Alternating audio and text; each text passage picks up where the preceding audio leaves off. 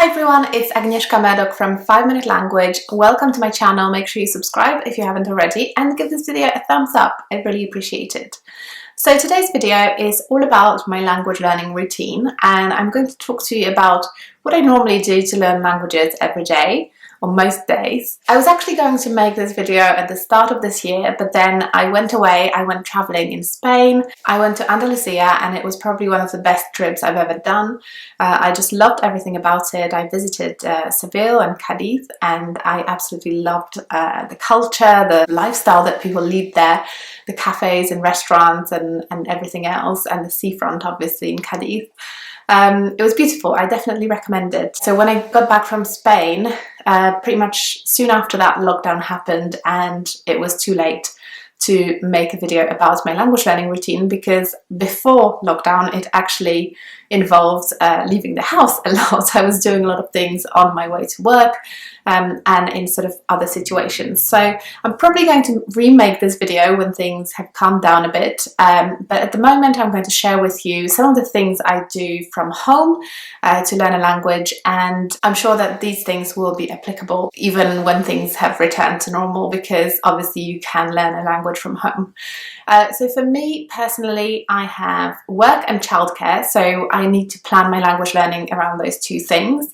So my situation might be different to yours, or it might be the same, but obviously everyone is different. Everyone's got a different schedule, different commitments, so you need to just make sure that you plan things around your lifestyle and make the most of the opportunities and the time that you have. So for some people, for example, it might be possible to just get up at 6 o'clock in the morning and, you know, before breakfast do an hour or two of studying, but for me that's not possible because of my lifestyle. So I have to do different things. I have to be slightly more creative about when I can do things, and I'm going to share that with you. So if you've got little time, which I'm sure a lot of us do normally, hopefully those tips will be useful. So like I said, I like to schedule things in because I know that when I have scheduled them in, they will actually happen. So I sort of treat it like almost like a doctor's appointment. If it's there, then I need to make the time to make it.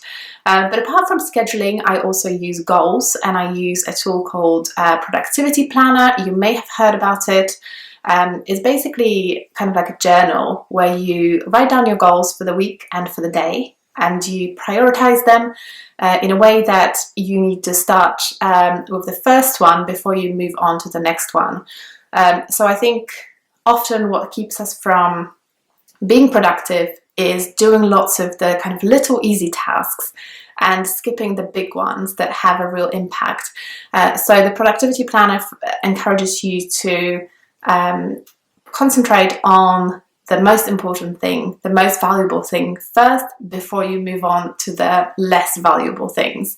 And for me that's worked. You can try it out as well and see how it goes. This is not sponsored, by the way. It's just a tool that I use and I find useful. So setting my goals at the start of each week and also more kind of long-term goals is useful, because when I feel demotivated or when I feel like I haven't really had a productive day, I can always look at the goals and look at what I've achieved already, and also remind myself of what it is that I'm hoping to achieve, which is quite motivating. So I like to plan things out for the whole week, include all the different things that I might be able to do.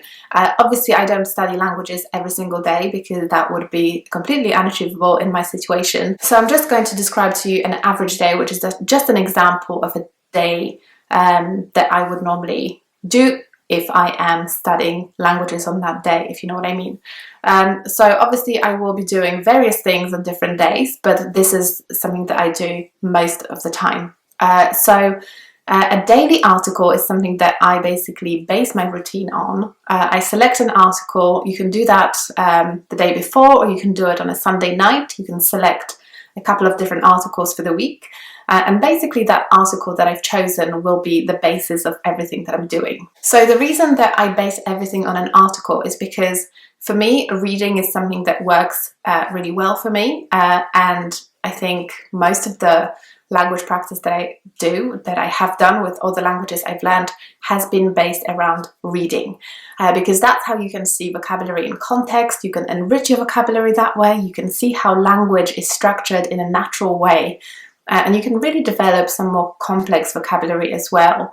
So I take that article and I basically read it whilst I'm having breakfast. So I just read it for gist. I don't worry about the details yet. I just read it for general understanding. And then once I'm done with that, I then write a summary of what I read. So I try to write a short paragraph basically summarizing the gist of the article that I've just read. And then I also do a brief kind of 2-minute presentation speaking about what I've just read about. So that allows me to practice reading, writing, and speaking at the same time. Once I've done that, I will then go through the article again and I will underline some words and phrases that I'm not familiar with, but that I want to focus on learning for the next few days.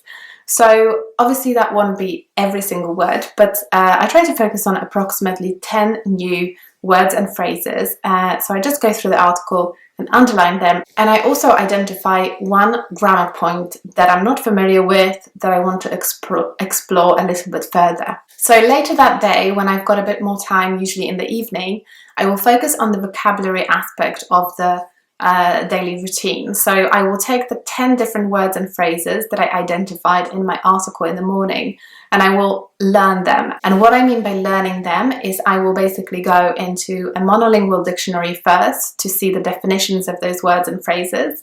If I don't understand anything after doing that, I will look them up in an actual dictionary to see what the meaning is, and I will then write them in my vocabulary notebook, look for lots of different examples of sentences containing those words and phrases, write them down as well, and then I will try to produce my own sentences using those words and phrases in writing and in speech. So that way I'm seeing the words in context again. I can then go back to the article, see how they're used in the article again.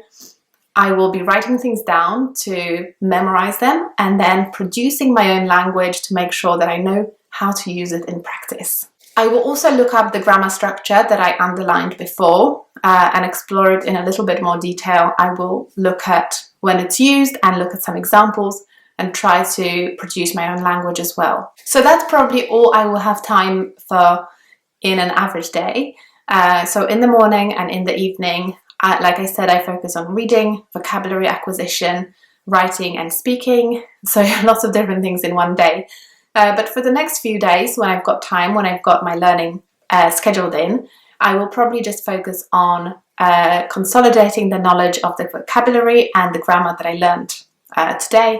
And I will also use spaced repetition to make sure that those words keep coming back in my study sessions. So that's all I've got time for at the moment. I think it doesn't sound like a lot, but it can be effective as long as you schedule things in regularly. You can really make progress little by little.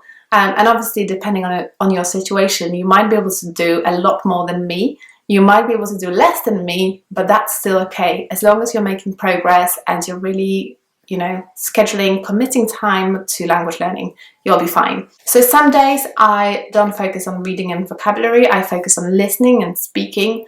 But I might make separate videos about that if you want to hear about it. So let me know in the comments below what else you would like to learn about when it comes to language learning routines. And don't forget to give this video a thumbs up and subscribe to my channel if you haven't already. So thanks very much for watching, and I'll see you next time. Bye!